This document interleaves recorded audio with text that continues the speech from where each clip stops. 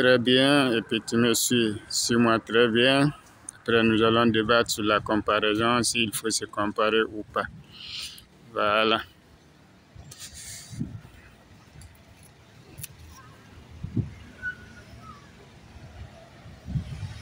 Voilà, il faut voir.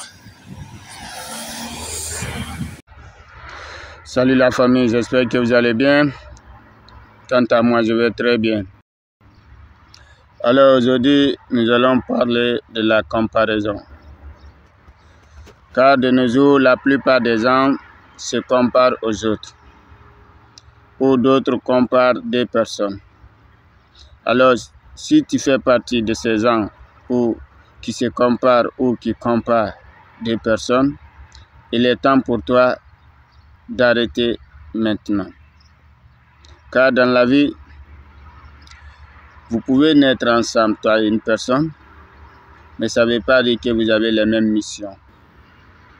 Tu peux grandir avec une personne dans la même maison, ça ne veut pas dire que vous avez les mêmes compétences ou les mêmes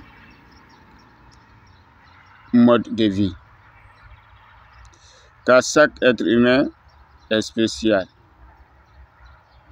Vivre avec quelqu'un, être avec quelqu'un toujours, ça ne veut pas dire directement que vous avez les mêmes niveaux de compréhension des choses ou vous avez les mêmes capacités de franchir les obstacles de la même manière. Chacun a son rythme de vie.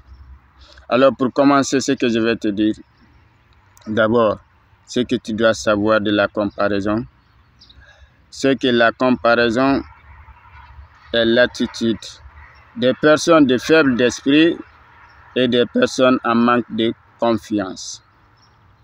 Car lorsque tu as confiance en toi, tu es sage, tu as la faculté de comprendre les choses et la nature des choses. Je jure, tu ne vas jamais te comparer. Car dans chaque situation, tu dois réfléchir, analyser avant de le faire. Alors, dans cette vidéo, je vais t'expliquer les 3 raisons pour lesquelles il ne faut jamais se comparer. La première des choses que tu dois savoir de la comparaison, c'est qu'en te comparant, tu oublies ta mission de vie, tu ne veux plus ton rythme de vie.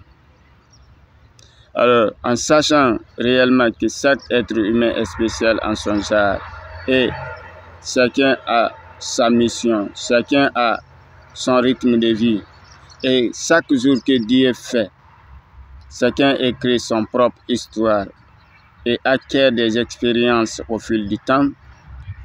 En sachant tout cela, tu ne vas jamais te comparer. Voilà l'exemple concret que je vais mettre en pratique pour toi. Voilà les 5 doigts de la main. Chaque doigt joue un rôle spécial en lui. Ils n'ont pas les mêmes formes ni les mêmes tailles. Et la distance qui les sépare ne vaut même pas 0,5 cm. Mais tu peux voir que les 5 doigts, il y a un qui a plus de cicatrices que l'autre. Sinon, ils sont presque collés. Parce que la distance qui les sépare ne vaut même pas 0,5 cm. Mais tu peux voir d'autres qui a plus de cicatrices que d'autres. Pourquoi?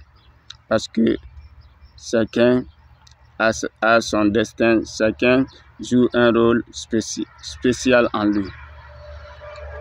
Voilà, lorsqu'on prend l'index comme ça, l'index soit montre quelque chose ou implore ou indique l'unicité de Dieu. Mais lorsque nous prenons ici la pouce exprime la réussite ou le succès. Et lorsque nous prenons le majeur, excusez-moi, le majeur ici insulte. Donc, c'est les doigts de même main, mais ils ne jouent pas les mêmes rôles, ni les mêmes fonctions. Alors, c'est ce que tu dois retenir avant de te comparer. Deuxième que tu dois retenir, lorsque tu te compares, tu oublies totalement ta nature et ta mission. Et lorsque tu oublies ta nature et ta mission, donc tu n'as plus un rythme de vie. Ta vie est dictée par le rythme de vie des autres auxquels tu te compares. Car tu ne vis plus dans ta coquille, mais tu es en train de vivre dans la coquille des autres. Alors, tu es obligé de te soumettre au rythme de vie de la personne dont tu es en train de te comparer. Et lorsque tu te compares encore, tu développes ici ce qu'on appelle le sentiment d'infériorité ou de supériorité. Car tu vas te sentir des fois supérieur à la personne auquel tu te compares, ou tu vas te sentir inférieur à la personne auquel tu te compares. Alors, cela va engendrer quoi à son tour? Frustration. Et lorsqu'une personne est frustrée, il perd totalement le contrôle de soi-même, car il ne se concentre plus sur sa personne, en tenant compte de ses qualités et de ses faiblesses. Mais il est tout le temps fixé sur le rythme de l'autre, en se posant des questions chaque fois, comment il fait, qu'est-ce qu'il fait. Alors, cela t'empêche d'avancer non seulement, mais cela met ce qu'on appelle un trouble d'analyse dans ta tête. Car chaque fois, toi, tu te poses des questions inutiles qui ne servent à rien. Alors, arrête de te comparer, concentre-toi sur ton objectif afin de réaliser tes rêves. Troisièmement, que je vais te dire que tu dois bien retenir, qui est très important, qui est la partie la plus importante ici, c'est d'arrêter de te comparer, mais de comparer ta personne même. C'est-à-dire, la meilleure façon de comparer, c'est de comparer soi-même. Comparer ton mode de vie passé et ton mode de vie présent. Analyser, est-ce que j'avance ou je n'avance pas? Et si je n'avance pas, pourquoi je n'avance pas? Alors, c'est des choses que tu dois faire, c'est des comparaisons que tu dois faire pour améliorer ta vie. C'est des comparaisons qui sont importantes, mais pas comparer des personnes entre eux ou te comparer à une personne. C'est de comparer ta propre personne du passé et ta propre personne du présent. Voir est-ce que quelque chose a marché ou rien n'a marché. Si quelque chose a marché, quelle a été la raison de ce qui a marché? Alors, je dois me baser sur ça pour continuer dans le même rythme. Et ce qui n'a pas marché, tu stresses de ta vie.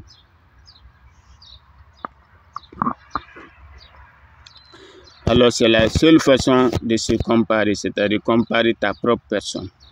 Mais s'il te plaît, à partir d'aujourd'hui, arrête de te comparer aux autres.